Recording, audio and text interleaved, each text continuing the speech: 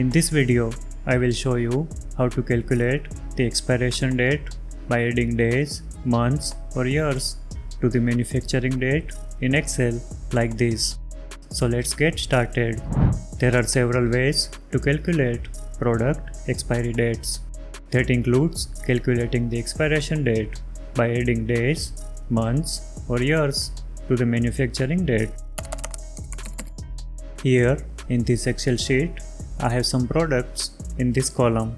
This column contains the manufacturing date of these products, while this column contains the days after which the product will expire. To calculate the product expiration date, we need to add these many days to the manufacturing date of the product. Dates are stored as serial numbers in Excel. It starts from the 1st January 1900, which is represented by the number 1. Since dates are serial numbers, we can add days directly to a date just like we add two numbers using the plus sign like this. As you can see, we now have the product expiration date after adding the best before days. In this Excel sheet, I have the best before months instead of days for all these products. Now, I want to calculate the product expiry date by adding these months to the manufacturing dates of these products. To add months to a date, we can use the EDATE function. The EDATE function adds the specified number of months to a date. This function accepts two arguments, a valid Excel date and a number of months.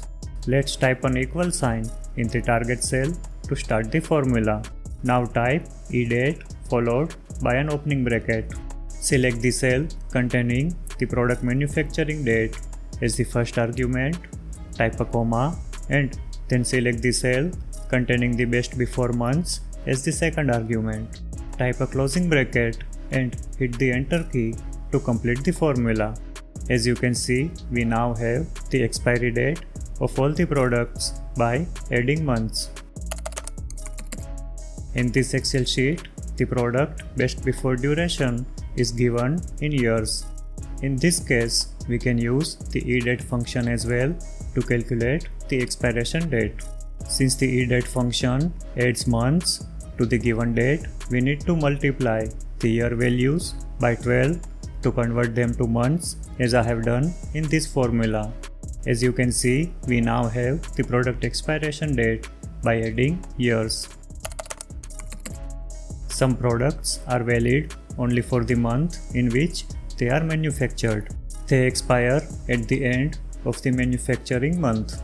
In that case, we can use the EOMONTH function. The EOMONTH function returns the last day of the month of the specified date. Here is the formula to do that.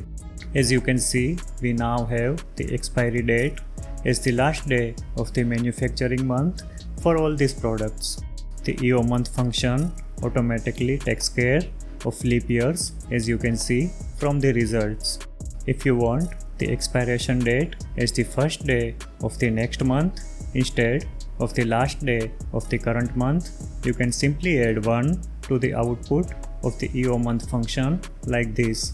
Watch these videos to learn more Excel tips, tricks and how-to tutorials. If you found this video helpful, please like the video and subscribe to our channel.